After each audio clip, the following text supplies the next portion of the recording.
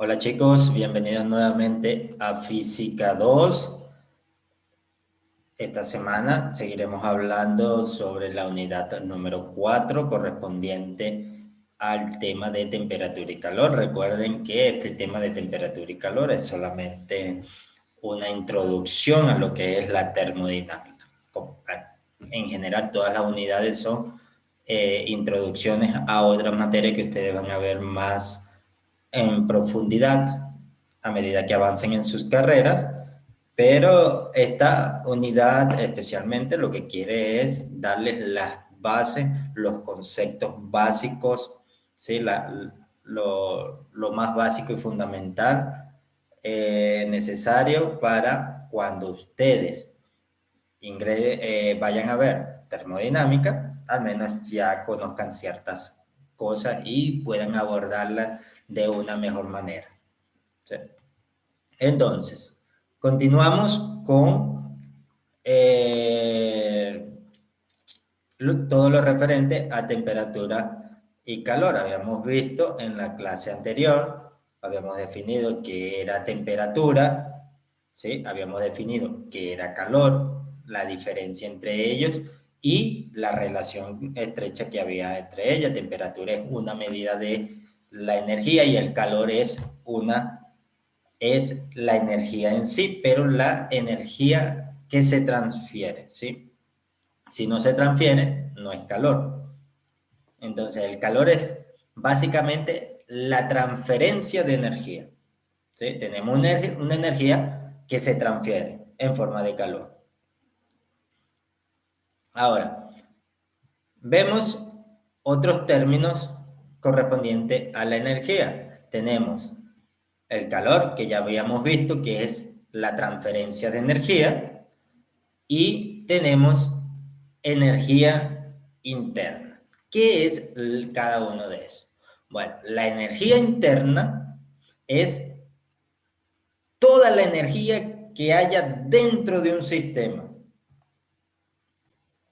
¿sí? Y se compone de todos los tipos de energía que pueda tener ese sistema. Eso es una energía interna. Cuando tenemos un sistema, ¿sí? Y tenemos, por ejemplo, en ese sistema energía cinética, energía potencial, energía calórica, por ejemplo, en mecánica, cuando teníamos energía cinética y energía potencial, y entonces había una transformación de energía entre ellas. Allí no tomábamos en cuenta la energía calórica. Entonces, en un sistema, dentro de él, hay una cierta cantidad de energía, ¿sí? En este caso, en la energía interna va a tener componentes que van a aportar a la cantidad total de energía que hay. Hay componentes microscópicos, átomos, moléculas, el movimiento de ellos, por qué se da el movimiento, debido a qué. Entonces, cuando los átomos y moléculas se están moviendo, allí hay una cierta cantidad de energía. Si se mueven más rápido, tiene una energía, si se mueve más lento, tiene otra cantidad de energía. Entonces, todas las energías que hayan dentro del sistema es lo que es la energía interna. Entonces, para tener la energía total interna de un sistema, tenemos que sumar todas las energías que haya. Y el calor es simplemente la transferencia de energía a través de una frontera. Es decir, ponemos dos cuerpos en contacto. Uno tiene más calor que el otro. ¿Sí? Podríamos decir que uno está caliente y el otro está frío. ¿Sí? Siempre que tengamos dos sistemas, el que está a menor temperatura decimos que es un sistema frío y el que está a mayor temperatura decimos que es el sistema caliente. Entonces, cuando nosotros los colocamos en contacto, a que interaccionen, entonces va a haber una transferencia de energía. Es decir, el sistema que tiene mayor energía le va a dar energía al que tiene menor energía, y el que tiene menor energía va a absorber la energía que le está dando el sistema con mayor energía. Entonces, esa transferencia de energía es lo que se conoce como calor, ¿sí? Si no hay transferencia de energía, ya allí deja de haber más calor, ¿sí? Cuando llega, por ejemplo, al equilibrio térmico, que no se transfiere más energía, allí no hay calor. Entonces, el calor es la energía, pero la energía en transferencia.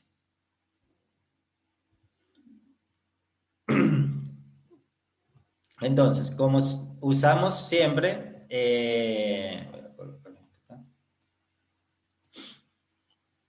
entonces como en termodinámica siempre vamos a hablar de calor, entonces cuando nos referimos a calor, como cuando nos referimos a cualquier magnitud física, tenemos que usar unidades para saber qué estamos hablando, ¿sí? De qué estamos hablando, en qué cantidad.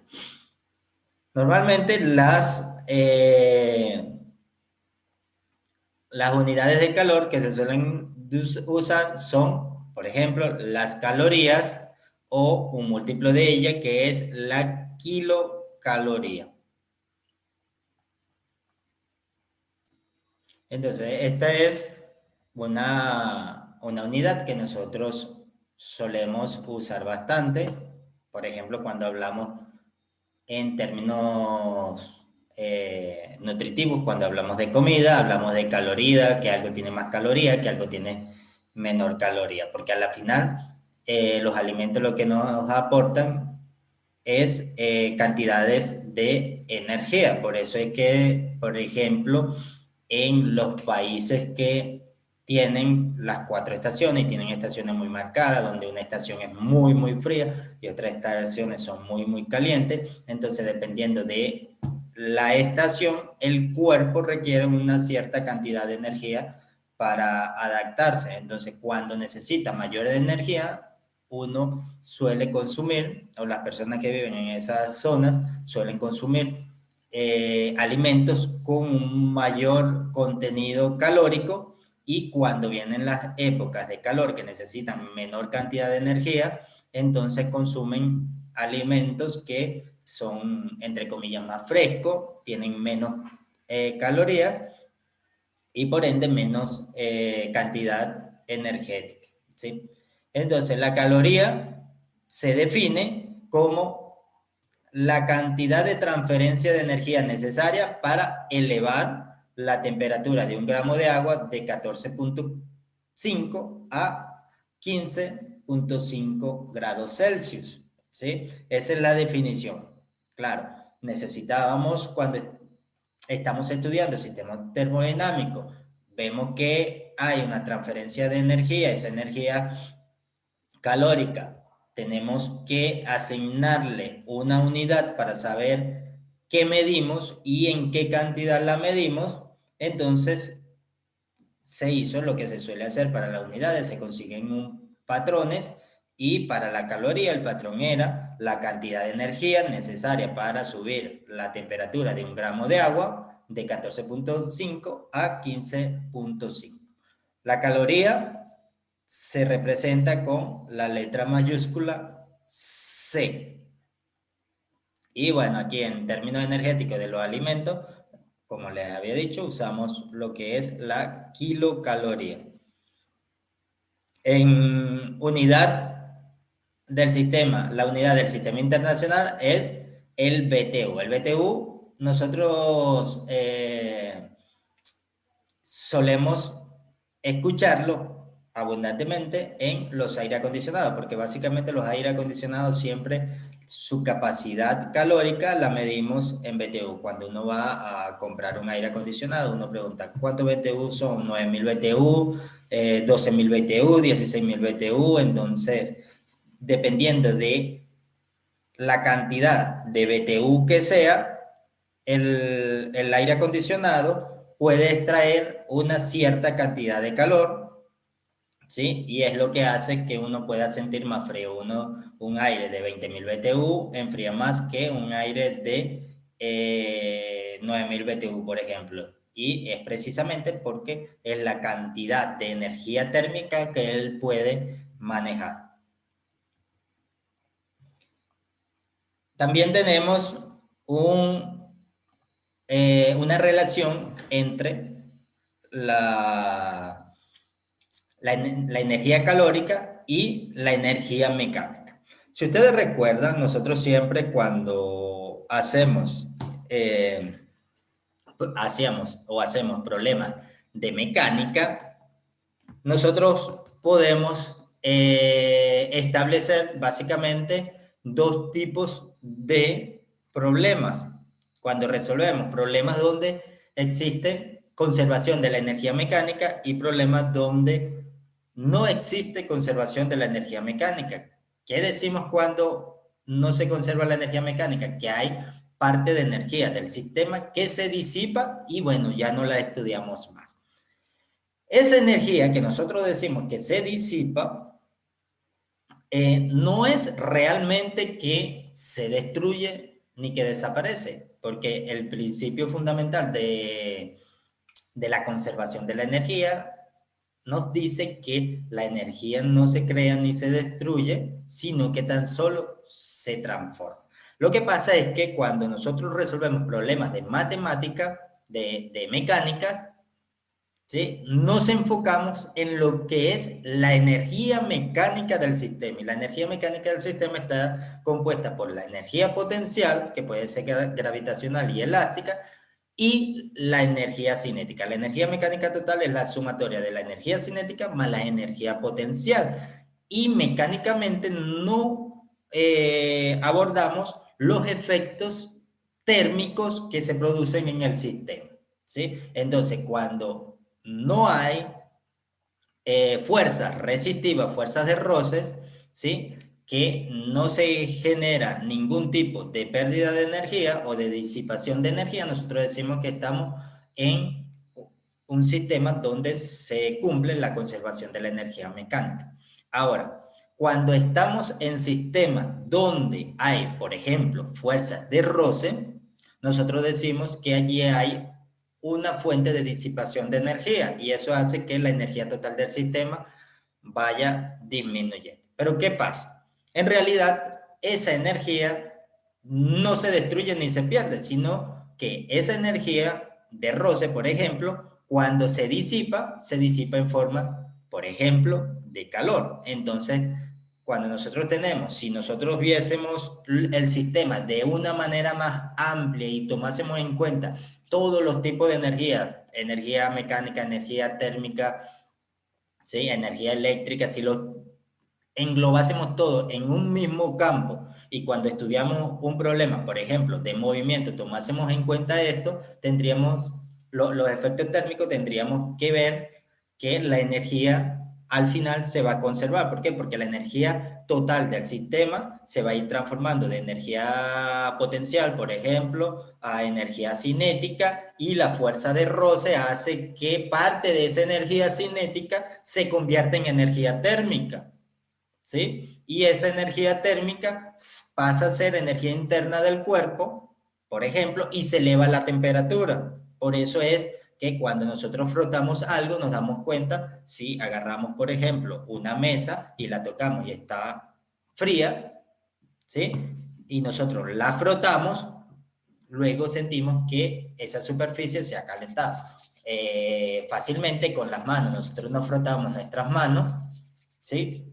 Y las manos se calientan. Cuando estamos en un sitio que hace mucho frío, nos frotamos la mano se calienta. ¿Por qué se calienta? Por el roce que hay entre nuestras manos. Ese roce, como nosotros estamos produciendo un movimiento, la energía cinética de ese movimiento, que por la fuerza de roce se va disipando, hace que aumente la temperatura del sistema. ¿Y esto es qué es lo que ha pasado? Simplemente que la energía en el sistema, la energía de movimiento, de energía cinética que teníamos, se transforma en energía calórica. Entonces, a pesar de que no lo englobamos todo en una misma área y estudiamos la mecánica por un lado y la termodinámica por el otro, existe un equivalente térmico entre ambos. Por ejemplo, el equivalente mecánico de el calor. ¿Por qué? Porque cuando nosotros estudiamos los sistemas termodinámicos nos damos cuenta que a partir de energías térmicas nosotros podemos producir movimiento, ¿sí? Y esto es algo súper importante. Nosotros podemos transformar cualquier tipo de energía en otra. Por ejemplo, energía térmica la podemos transformar a energía eléctrica o a energía mecánica. Entonces, básicamente, este señor que tenemos acá, James Prescott Joule, sí, Joules de la unidad de energía, Joule, que debido a él, en honor a él, se le colocó a la unidad de energía su nombre, Joule. Él hizo básicamente un experimento y demostró el equivalente que hay entre el calor y el trabajo, ¿sí? Entonces, él dijo, una caloría va a ser igual a 4.186 joules. Entonces, básicamente, ¿qué hizo él? Él hizo un experimento donde mezcló de alguna manera, donde conjugó tanto la parte mecánica como la parte calórica. Básicamente, ¿qué hizo él? Él hizo este diseño que tenemos acá. Él puso unas aspas acá dentro de un recipiente que contenía un líquido, agua, ¿sí? Le colocó un termómetro y todo ese recipiente estaba aislado. ¿Por qué estaba aislado? Para evitar de que se disipe el calor por las paredes del recipiente y se vaya al ambiente, por ejemplo, y no pudiese tener la medida que él estaba buscando, porque él quería básicamente saber exactamente qué pasaba entre la temperatura y el calor. Ahora, ¿qué hizo él? A estas aspas que tienen su eje acá, le colocó unas masas guindando a través de unas poleas y unidas a una cuerda inextensible y con una masa despreciable para no tener efectos de las masas de la cuerda. Entonces, básicamente, ¿qué hizo? Él sabe que aquí hay una fuerza, ¿sí? Que va a actuar, una fuerza que va a actuar cuando se libere, y esta fuerza actuando, que básicamente la gravedad, va a desplazar esta masa un cierto desplazamiento, y fuerza por desplazamiento es trabajo. ¿Trabajo qué? Trabajo mecánico. Acá tenemos fuerza de gravedad por el desplazamiento es igual a el trabajo de la fuerza de la gravedad hecho sobre esta masa que tenemos aquí, ¿sí? Entonces, ese trabajo, cuando se producía ese trabajo, estas aspas se van moviendo acá. ¿Qué pasa? Allí va a haber un movimiento, ¿sí? Un movimiento en el sistema interno que tenemos acá. Las aspas se van a mover de cierta forma, sea hacia este lado, sea hacia el otro, hacia donde corra. Cuando las aspas se mueven, va a estar en contacto con el agua. Entonces, cuando se va moviendo, digamos que este es el agua y el aspa se va moviendo así, hay un roce allí entre las aspas y el agua. Ese roce que se genera allí hace que la temperatura del agua aumente, ¿sí? Cuando la temperatura del agua aumenta, puede ser medida a través de este termómetro que tenemos acá, y él pudo hacer una relación entre el trabajo generado acá con la temperatura que aumentaba acá, ¿sí? Y así él pudo llegar a la relación del calor con el trabajo mecánico, ¿sí? Entonces, el equivalente mecánico del calor, él dijo, bueno, para obtener una caloría, ¿sí? Que ya vimos que una caloría es la cantidad de energía necesaria, de calor necesario para subir la temperatura de un gramo de agua de 14.5 grados Celsius a 15.5 grados Celsius.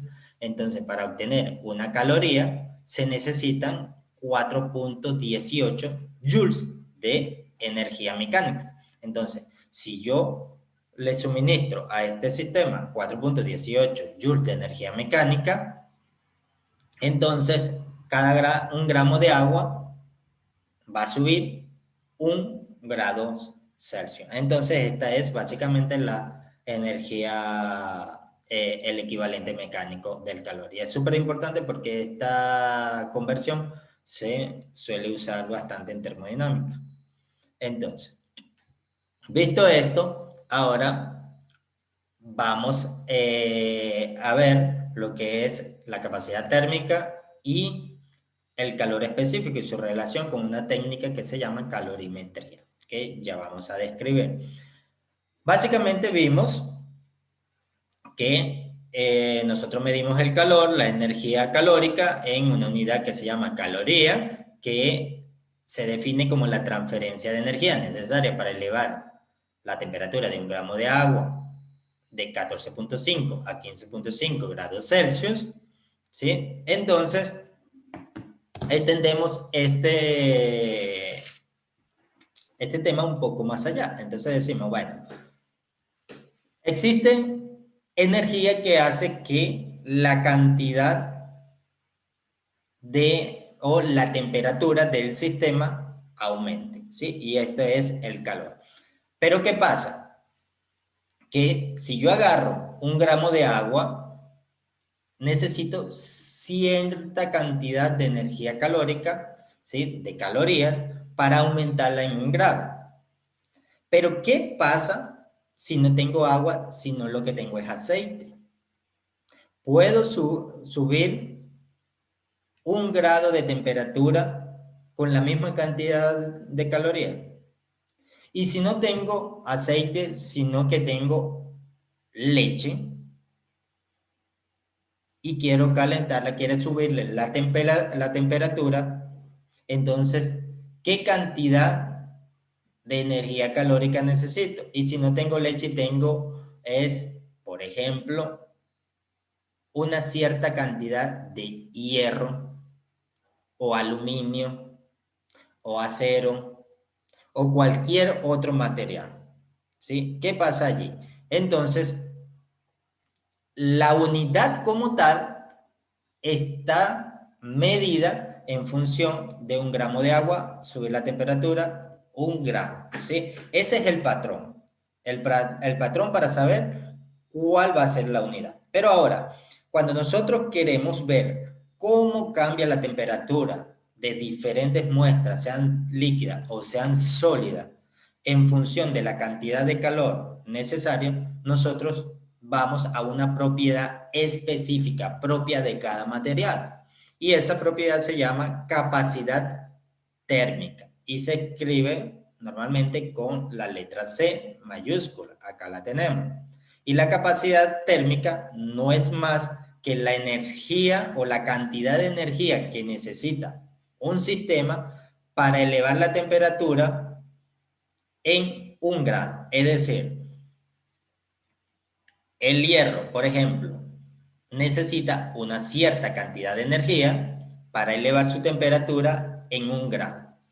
Y esa cierta cantidad de temperatura, ¿sí? O esa cierta cantidad de calor que necesito va a estar relacionada con la capacidad térmica de él, que es diferente a la del aluminio, por ejemplo.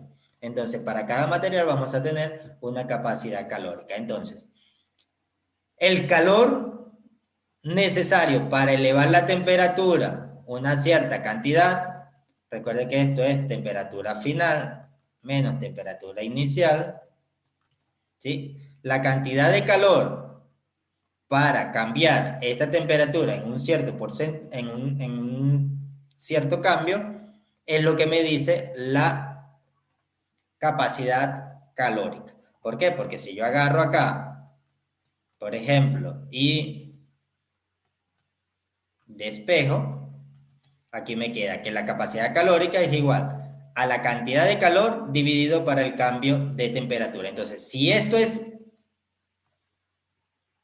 aluminio, por ejemplo, y voy a dar un valor cualquiera, ¿sí? No específico, ahora vamos a ver en una tabla el valor exacto, digamos que el aluminio necesita 10 calorías para subir la temperatura 2 grados, ¿sí? Entonces su capacidad calórica sería 5, ¿sí? Pero el hierro necesita 20 calorías para subirla en 2, entonces sería 10. Entonces, para cada material nosotros podemos saber cuánto vale su capacidad térmica, ¿sí? Y esos son valores que ya están dados básicamente en tablas, y simplemente lo que hay es que utilizarlo.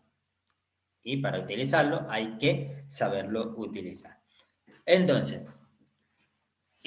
ese valor es un valor propio característico de cada material. Y tenemos un valor que se llama el calor específico, y se suele denotar con la letra C, que es la capacidad calórica, esta capacidad calórica que tenemos acá, por unidad de masa, ¿sí? ¿Por qué? Porque, bueno, no es lo mismo tratar de calentar 1 gramo de hierro que tratar de calentar 10 kilogramos de hierro, por ejemplo, ¿sí? Entonces, dependiendo de la cantidad de masa que tenemos, vamos a tener un cierto calor específico. Y es un valor constante, ¿sí? Así que nosotros lo podemos calcular como calor específico igual a, de acá despejamos la C, quedaría Q sobre delta T, Q sobre delta T, dividido para la masa. Entonces el calor específico se define como el calor necesario que hay que aplicarle a una cierta cantidad de masa para aumentar la temperatura un cierto rango, una cierta cantidad. Este valor es un valor constante. ¿Por qué? Porque a pesar de que nosotros cambiemos la masa, acá, para cambiar la temperatura en una cierta cantidad de grados, vamos a necesitar una cierta cantidad de calor. Por ejemplo, si nosotros queremos un cambio de 2 grados, acá, y necesitaríamos una cierta cantidad de X de calor. Si nosotros cambiamos la masa, ¿sí? La aumentamos o la disminuimos para aumentar en 2 grados, por ejemplo, de calor, ahora, como tengo más masa, voy a necesitar una cierta cantidad de calor diferente para obtener el mismo resultado de cambio de temperatura. Entonces, el balance entre estos dos, entre estas dos variables, entre la masa de la sustancia que tenemos y el calor que hay que suministrar para cambiar la cantidad de calor en una cierta cantidad, digamos generalmente 1 grado, entonces esto se va a balancear de manera tal de que este valor siempre sea constante. Entonces, por más que cambiemos la masa, ¿sí? No es que si cambiamos la masa ya el calor específico va a ser diferente, no, porque si cambiamos la masa, entonces vamos a requerir una cierta cantidad de calor diferente para hacer que ese valor se mantenga constante. Entonces, aquí tenemos una cierta cantidad de calores específicos, son varios, hay muchos, en el internet ustedes pueden conseguir el calor específico de cualquier sustancia, ¿sí? Todas están medidas, pero acá tenemos algunos, por ejemplo, sólidos, algunos sólidos y materiales líquidos. Para algunos sólidos, aluminio, berilio, cadmio, cobre, germanio, oro, hierro, plomo, silicio, plata, latón, vidrio, hielo. Recuerden que el hielo es sólido, mármol, madera. Entonces tenemos los valores de calores específicos. Por ejemplo, el aluminio, su calor específico es 900 joules sobre kilogramos por grado Celsius, o en términos de calorías, 0.215 calorías sobre gramos por grado Celsius.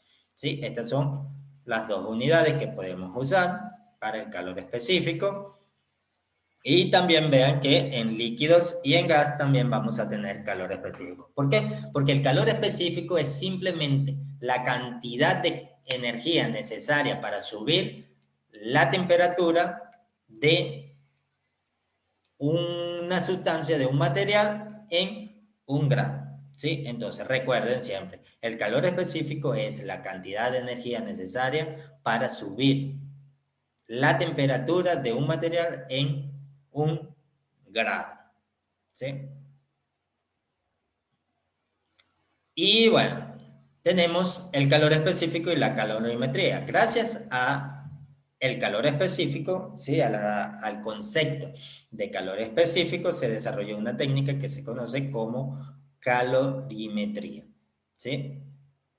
Y simplemente la calorimetría lo que me ayuda es a estudiar la transferencia de energía entre dos cuerpos. Y con esto nosotros podemos determinar, por ejemplo, un material desconocido. ¿Sí? Tenemos un material, llegan y nos dicen, mire, acabo de encontrar este trozo de material, y decimos trozo de material porque no sabemos qué es. Acabamos de encontrar esto en la montaña, este trozo de material, nos parece bonito porque es de color azul, pero no sabemos qué es. Podrían determinar qué tipo de material es. Entonces, se pueden hacer muchas técnicas o varias técnicas, se pueden emplear técnicas bien sofisticadas, ¿sí? De análisis elemental de sustancia química o de elementos químicos, se pueden usar muchas cosas, pero una técnica que es bastante fácil de hacer es la calorimetría. ¿Por qué? Porque la calorimetría, como yo lo que estudio es la transferencia de energía entre dos sistemas, y esa transferencia de energía entre dos sistemas me va a depender del calor específico de cada uno de los sistemas, porque el calor específico no es más que, no, me relaciona a la masa del material, el cambio en su temperatura y la cantidad de calor que tiene, ¿sí? Que puede transferir. Entonces yo, conociendo esto, puedo conocer cuánto vale el calor específico. Si conozco la masa, si conozco la temperatura, el cambio en temperatura, y conozco la cantidad de calor transferida, entonces puedo calcular el calor específico. Y como ya le dije hace un momento, el calor específico es propio de cada material. Entonces, si yo conozco el calor específico de un material, ya sé.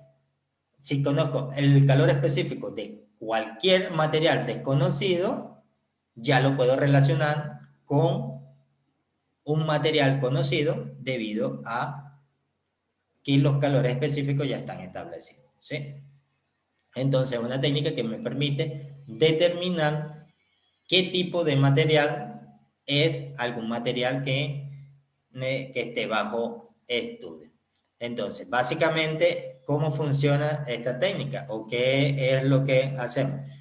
Es una técnica, como le acabo de decir, para medir calor específico, y simplemente lo que hace es calentar, se calienta una muestra a una cierta temperatura conocida, la cual se va a llevar hasta una temperatura de equilibrio. Entonces, si sabemos la temperatura inicial, la temperatura final, tenemos el cambio en la temperatura, ¿sí?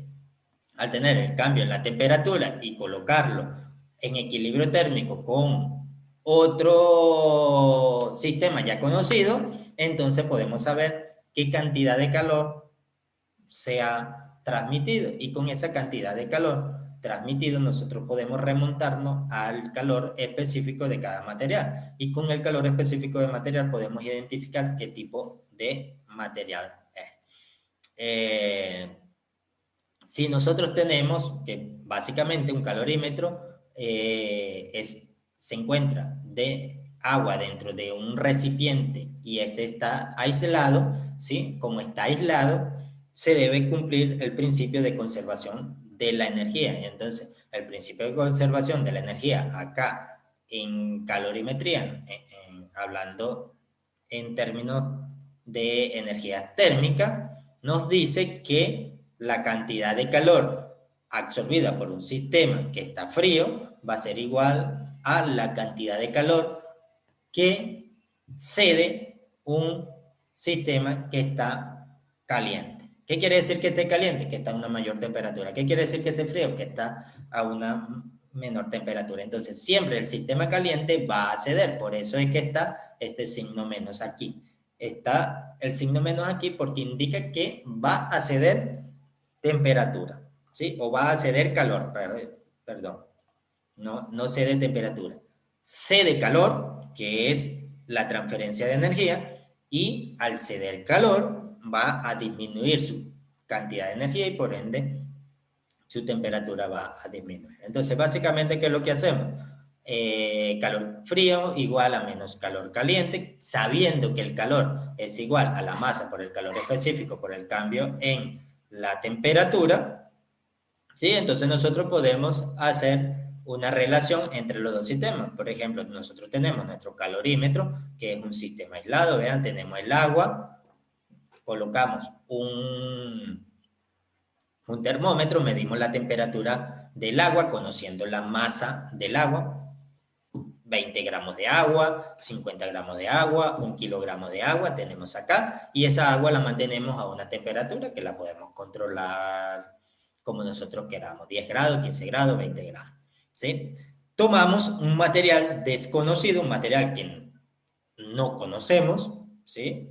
Y le subimos la temperatura hasta una temperatura conocida que nosotros querramos, ¿sí? Básicamente o normalmente esa temperatura la solemos colocar o se suele colocar mayor a la temperatura que tenemos acá del agua, ¿sí? También podemos medir con una balanza qué masa tiene este objeto que tenemos acá o este material, 20 gramos, 50 gramos, 100 gramos, lo que sea, ¿sí? Eso poco importa. Entonces, ¿qué hacemos? Tenemos agua dentro del calorímetro, que es un sistema aislado, sabemos la temperatura a la que se encuentra esta agua, calentamos la muestra hasta una cierta temperatura más alta que la del agua, ¿sí? Medimos esa temperatura. Como nosotros conocemos la temperatura inicial de cada uno, lo que hacemos es poner este trozo de material dentro del agua. ¿Qué va a pasar? La temperatura del agua va a cambiar, ¿sí? Y ya no hablamos de la temperatura del agua, sino la temperatura de todo el sistema, porque ahora este sistema es un sistema que está compuesto por el agua y por el material desconocido. ¿Qué pasa? Como este material está a mayor temperatura que el agua, ¿sí? Vean acá los termómetros, el agua está hasta acá y la temperatura del material desconocido está hasta acá. Entonces, el sistema, como están a diferentes temperaturas, quiere decir que tienen cantidad de energía diferente. Uno tiene mayor energía que el otro. Entonces, el que tiene mayor energía le va a ceder al que tiene menor energía. Entonces, el que tiene menor energía absorbe esa energía. ¿Qué pasa? Si el que tiene mayor energía cede, baja su temperatura. Y el que tiene menor energía absorbe, aumenta su temperatura. Entonces, siempre en calorimetría, la temperatura final va a ser una temperatura intermedia entre las dos temperaturas. Nunca va a ser mayor que la temperatura más alta ni menor que la temperatura más baja. Eso no va a pasar. ¿Por qué? Porque la cantidad que se cede acá se absorbe acá.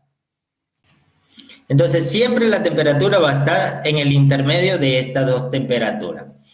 ¿Y qué pasa? Va a estar en una temperatura final que va a ser la misma tanto para el agua como para el material desconocido. Entonces, el que tiene mayor temperatura es el que lo cede. Entonces nosotros ponemos de este lado, en el lado negativo, el material, los datos del material que está más caliente o que está a mayor temperatura. ¿Qué datos vamos a colocar de este lado? La masa del material desconocido, calor específico del material desconocido y el cambio en la temperatura. Ve, aquí digamos que esto eran 150 grados, ponemos temperatura inicial 150 grados y la temperatura final, digamos que fue unos 70 grados, acá ponemos 70 grados menos 150 grados, ¿sí? El cambio en su temperatura, que es diferente al cambio de temperatura del agua. Vea que el agua nosotros conocemos la masa, ya sabemos que es agua,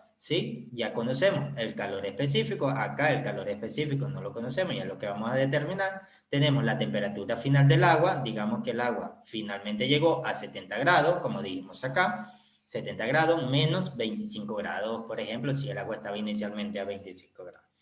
Como nosotros conocemos todo y lo único que nos hace falta es el calor específico, simplemente despejamos. Metemos este signo menos acá adentro para quitarlo de allí que no nos estorbe y entonces esto nos va a cambiar temperatura del material desconocido, la inicial, menos la temperatura final.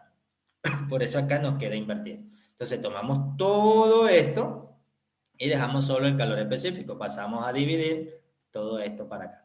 Entonces, ¿qué nos queda? Que el calor específico de una muestra va a ser igual a la masa del agua. Normalmente en el calorímetro se suele usar agua.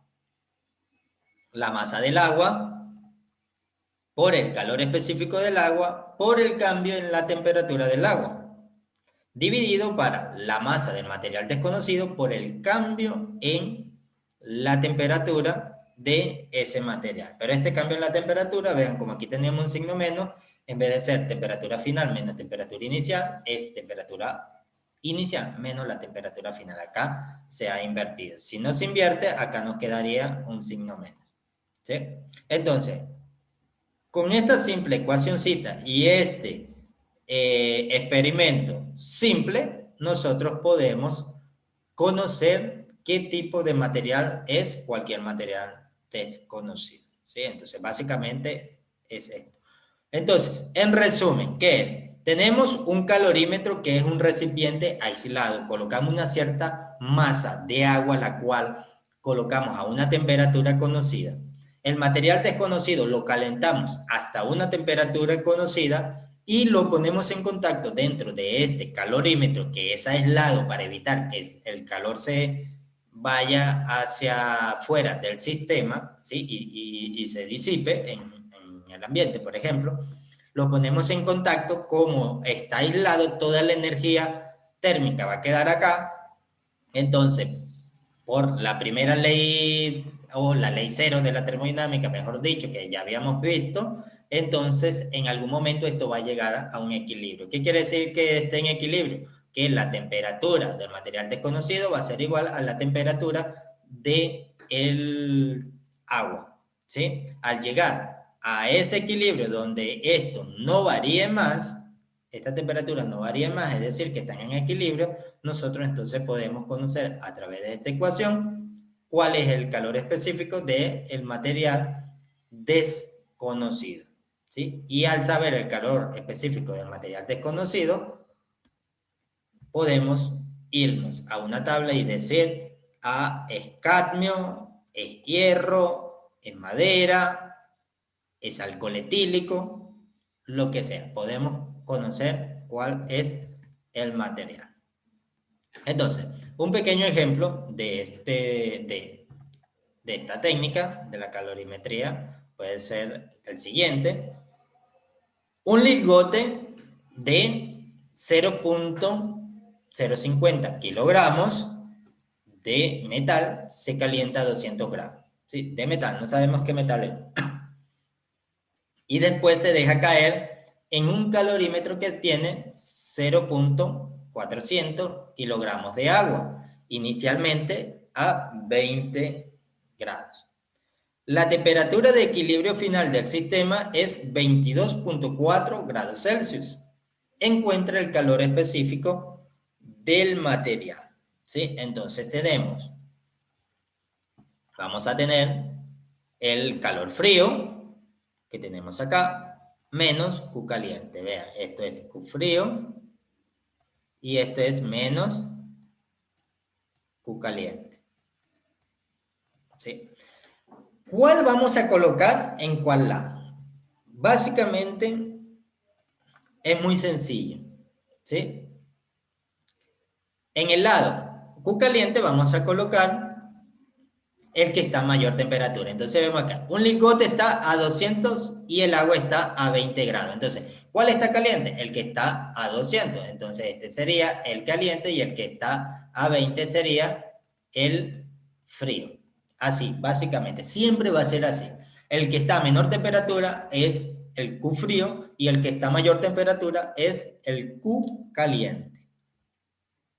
Entonces, tenemos Q frío, sería la masa del agua por el calor específico del agua, por el cambio de la temperatura del agua, que será temperatura final menos temperatura inicial del agua, igual a menos el Q caliente, que es la masa del material desconocido por el calor específico del material desconocido, por el cambio en la temperatura de ese material desconocido.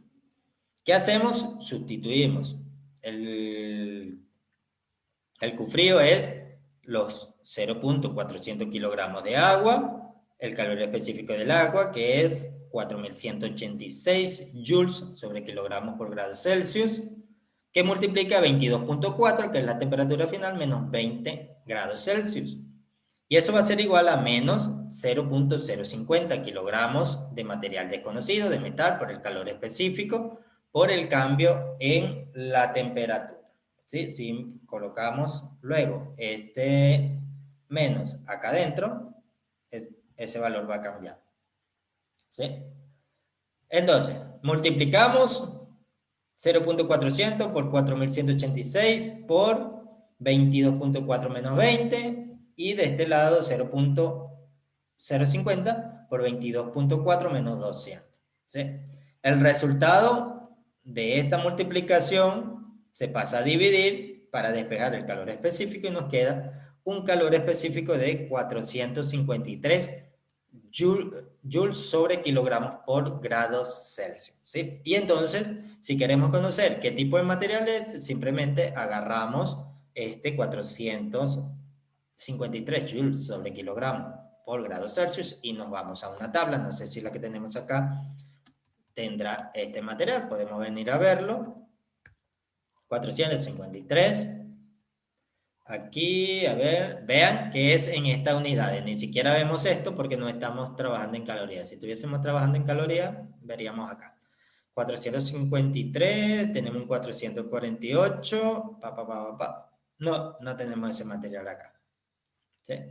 Podríamos decir, si no hay otro más cerca que el hierro, que es aproximadamente el hierro y hay un error en la medida por algún factor. Pero normalmente debería coincidir muy cercano a otro material que podríamos conseguir fácilmente en internet.